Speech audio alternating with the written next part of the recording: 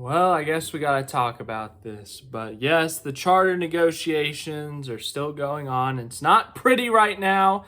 Of course, the current charter deal expires on December 31st, 2024 at 11:59 p.m., 59 seconds, by the end of the year, the calendar year. So yeah, we're going to talk about that. We're going to talk about some wild, silly season rumors we'll talk about it. But first, let's start on something positive. The ratings were up.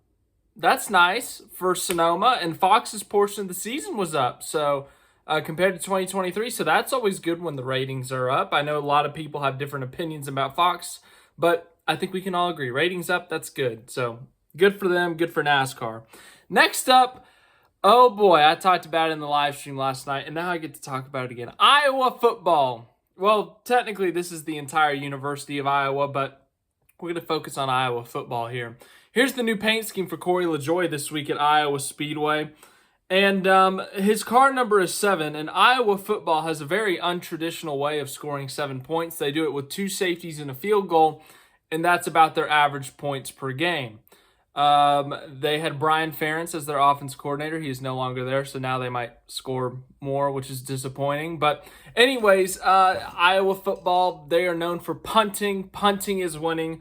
This paint scheme reminds me of punting. Remember, kids, punting is winning. Anyways, I just thought that was a neat paint scheme, and I really wanted an excuse to talk about Iowa football and how punting is winning. If you don't know, punting is winning.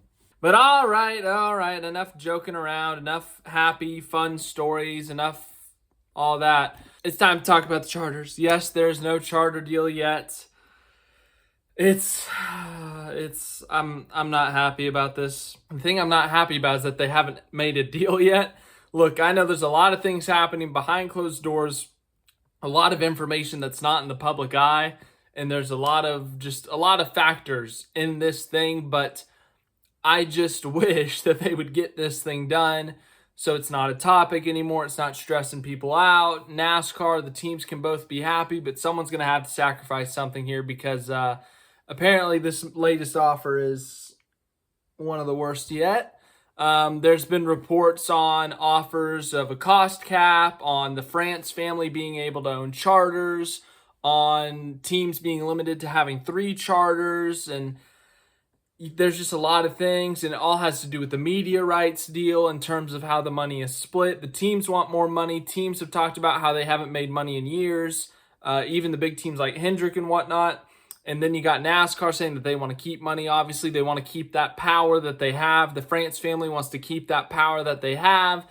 And it's almost getting ugly. If it hasn't already gotten ugly, it's very close. Let's read some of this. It's from Jenna Fryer. It says, multiple team owners told the Associated Press that NASCAR's most recent proposal, delivered almost 2 weeks ago, was one of the worst offers yet from the Stock Car Series sanctioning body.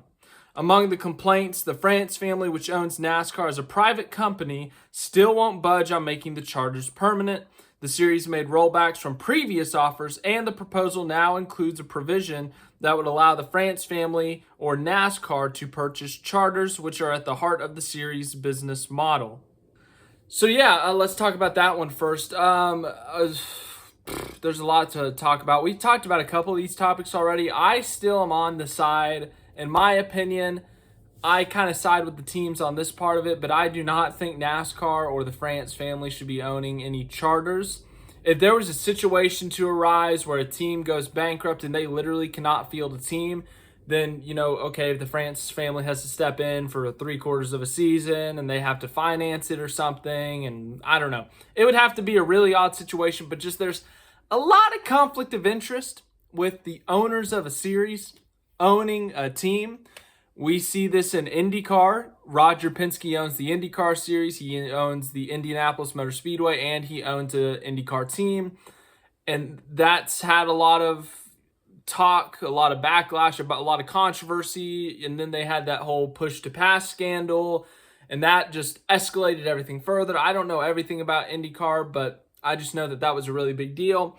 But in terms of NASCAR, the France family owning a charter, it just seems like there's too much that could go wrong. There's too much backlash. There's too much negativity. people talk about it being rigged and whatnot, and I just don't see that as a win-win for anyone except for the France family. So that's 1% out of the world, less than 1% of the world. Less than 1% would be more accurate, of the world being happy. So I side with the teams on that, but it turns out that yes, they still want to own a charter, a team, or they at least they want the possibility of that to happen. That doesn't necessarily mean they're going to buy a charter for next year. Obviously, there's no guarantee. And then another thing is the teams want the charter system to be permanent. This is their version of a franchise. This is how, if, Michael Jordan or Denny Hamlin, if they want out of the ownership, if, Trackhouse's Justin Marks, if Rick Hendrick, whoever it may be, if they wanted out, they could sell a charter to get money back. It used to be that, yes, you could sell your race team, you could sell your shop, cars, parts, whatever it may be, but you didn't really get anything. The charter is sort of a franchise thing, and you can sell it for a lot of money. We saw BJ McLeod made almost $40 million last year after he sold his charter. And then Front Row is reportedly getting 20 to 25 million. We will get to that later because apparently, oh my God, I'm telling you, there's so many things going on in this, and it's just absurd at this point. But NASCAR does not want to make it permanent, and one of the reasonings is that Jim France had said something about, we can support you as long as we're getting support, in a sense, saying that if we have backing from a media rights deal from media, Fox, NBC, whoever it may be, then we can back you financially, we can help pay you, and that's how this whole deal comes about. But when we don't have that guarantee, we don't want to make it permanent. So the current offer, the last offer, was about 7 years. So that's the current TV deal that starts in 2025, which is worth billions of dollars, by the way. And then it would have an option for the next 7 years. So it would essentially be 7 years plus 7, but that second 7 would rely on the next media rights deal. NASCAR does not want to guarantee money going to these teams when they do not have the money guaranteed themselves from different media rights deals. And it's understandable from the NASCAR side because you want to be guaranteed those billions of dollars, because if you're paying the teams millions and millions, but you don't have the money to pay them, and then they start asking you for money and saying, what's going on? It's like, well, we don't have the money, the TV backed out or something. Then it just gets ugly. It can escalate very quickly in a bad way. And then in terms of, once again, I understand their concern and wanting the guarantee of having the money before they guarantee money to the teams. But at the same time, it's NASCAR. This is the biggest motorsport in the United States of America, and they've got the biggest racing names in the United States of America. They're not gonna not get a TV deal, if that makes sense. Like, they're gonna get a TV deal, a media rights deal, whenever they want it. Someone will jump on board. Maybe there's a little dip in the price at some point. Maybe if the ratings go down, if something doesn't come about in this charter deal and there ends up being a big commotion, protest and whatnot, then maybe that might hurt the price. But the fact of the matter is NASCAR is the biggest motorsport in the United States. It's the most recognized brand in terms of racing in the United States. It's recognized worldwide. The brand is. So NASCAR is not going anywhere. Like, they can get a deal if they want it. It's just a matter of what's going on. What's the status of the sport at the time, Then this next part says, many of the teams feel defeated and fear the showdown is headed towards a take-it-or-leave-it offer from NASCAR. Even though the teams in February voted to hire top antitrust sports attorney Jeffrey Kessler as an advisor, no movement has been made towards pursuing a case. A handful of teams seem reluctant to take any legal action. So I'm not a legal expert. I don't know if that means they feel like they're being treated unfairly and they can sue NASCAR. I'm not even going to guess because I don't know anything. So then it says NASCAR's latest offer was for charters that are guaranteed for 7 years and an option for another 7, as I had just said. It also includes a cost cap and, in addition to the France family being allowed to buy charters, a provision in which NASCAR would allow private equity firms to buy into charters. Later down the line, it kind of talks about Front Row. They just bought a charter. They didn't technically specify where they got that charter from, but we can take a guess that it's Stewart-Haas Racing who announced they were shutting down.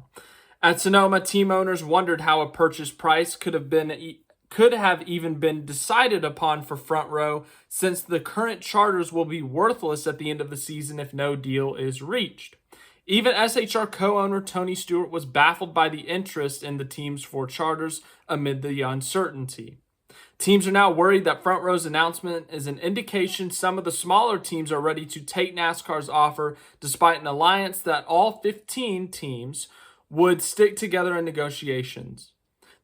Yet there is no clear fallback plan. So yeah, essentially what that's saying is that these teams, the Race Team Alliance, all 15 Cup Series teams have been all on board together, all hold hands, not sing Kumbaya, but, try their best to push NASCAR, to get NASCAR to help all of them at once and to negotiate with each other. Colleague, Hendrick, Gibbs, Spire, Rick Ware, all these teams that they would negotiate together.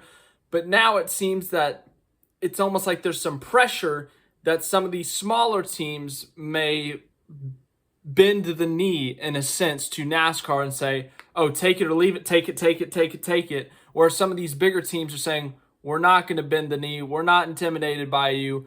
We're going to fight for what we think is worthy of our worth.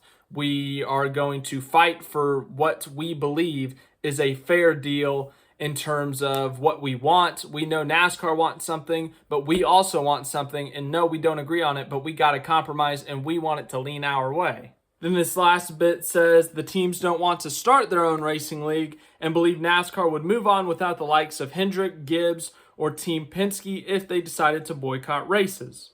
Such a scenario would leave it to fans to decide if the replacements, likely drivers and teams from lower level series, provide a watchable product. So yeah, I ultimately don't know what that means either. I don't know if that means like there could be an in-season protest of some sort that said like, oh, we're mad at you. These negotiations aren't going our way. If you're going to go to an extreme and say take it or leave it, we're going to go to an extreme and we're not going to race. Or, if that comes down to next year, maybe. I know before the season there were reports that there could be some type of protest, on-track protest from teams as a sign for the negotiations. But right now, it's not good. NASCAR on one side, teams on another. They don't like each other right now. I am in the belief that they both need each other to an extent. They both have their own aspects that, they have and that they can use to their advantage in a sense. As I said with NASCAR, NASCAR is a widely recognized brand, a name that many know.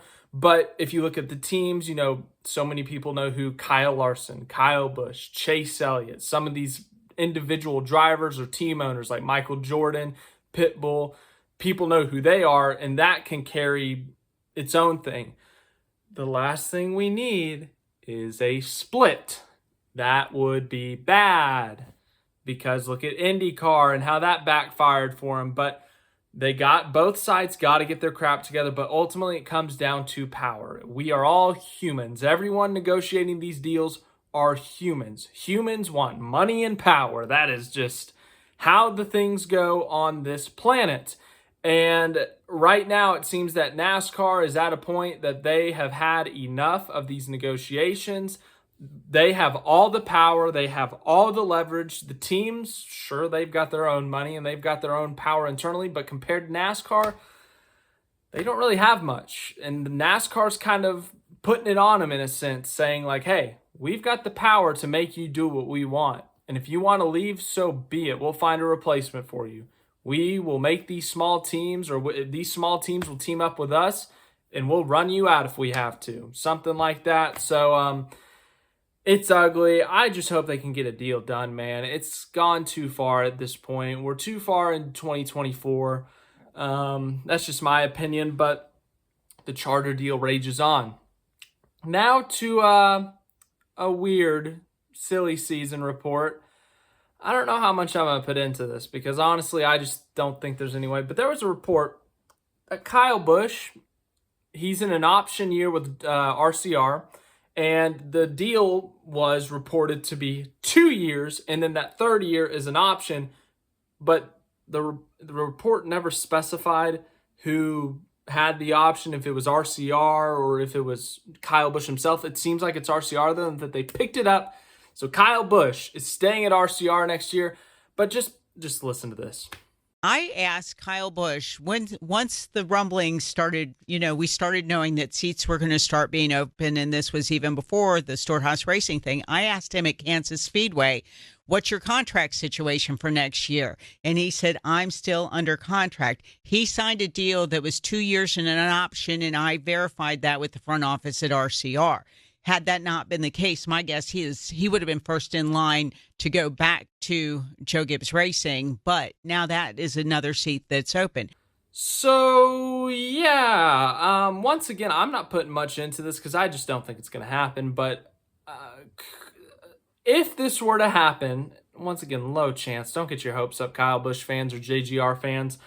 A lot would have to happen. Either RCR would have to take out the option or opt for Kyle Busch to become a free agent again, or Joe Gibbs Racing would have to buy Kyle Busch out of his contract to bring him back. And I just don't see either of those options. RCR, as much as they've struggled this year, as bad as they've been this year, they still have an extremely talented driver in Kyle Busch. And if they have the option to keep a future Hall of Famer who's still racing really well, who's still capable of winning races, there's no reason to make him a free agent. There is no reason to not pick up that option. And then from Joe Gibbs Racing's side, I mean, if Truex retires, then I guess technically you could bring Kyle Busch back. And Kyle Busch, once again, he's nowhere near falling off a cliff. Sure, he's had a few down years here, but he's still won races in each year except for this year. And for Joe Gibbs Racing, I mean, there's, after everything that happened in 2022 and the lack of sponsorship, and they might bring Kroger on board now, there's just so much. I just don't think it's going to happen. But speaking of Kyle Busch, we talked about this late last night. Well, actually, technically it was this morning. It was at like midnight 30.